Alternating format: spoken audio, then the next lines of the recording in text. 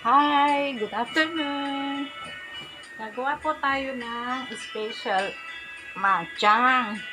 Kasi malapit na po ang holiday na naman ng dragon boat dito sa Taiwan. Siyempre, pag may time, mag-aral-aral din tayo paggawa ng matchang. Diba?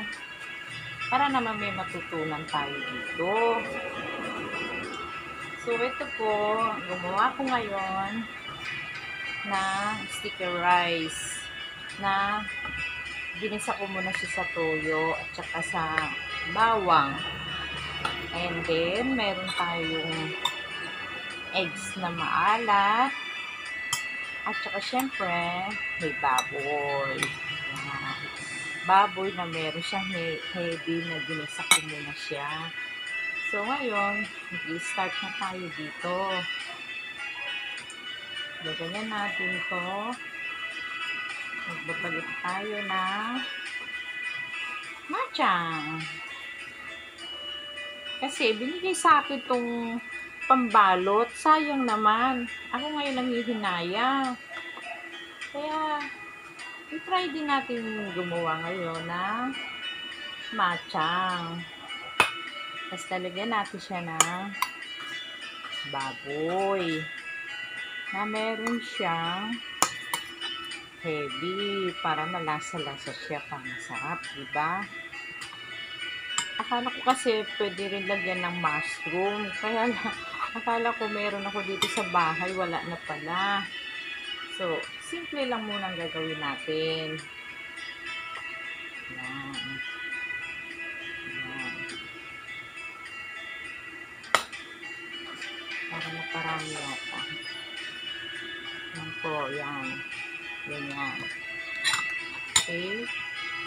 Tapos, gaganyan natin siya. Gaganyan.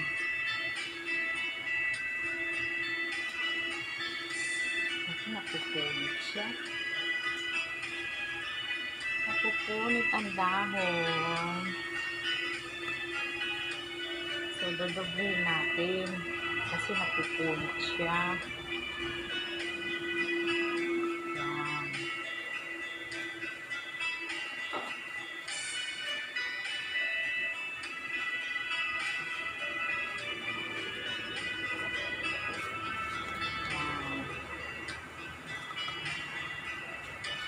Siya. Tapos na ganyan, itutupin mo ngayon.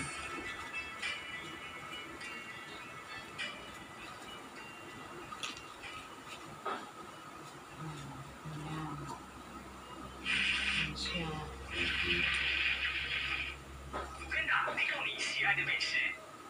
Tapos ito yung tali. Tatalian natin ngayon siya. Ganyan. Ganyan. Ganyan. Ganyan.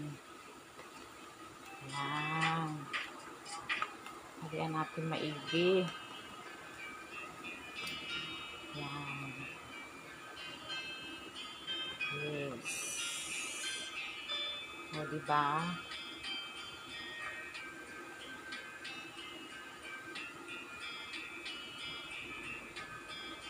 Yan. Yan po. O, diba? So, hindi bali mahabang ano niya, tali. Basta natalian natin siya. So, ito na yung mga nagawa ko, o. O, diba?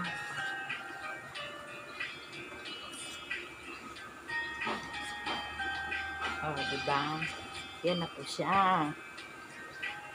Ang kanyang finishing. Kasi papakulo natin na lang sa kardero. Okay? Hope you like it at sana may matutunan kayo.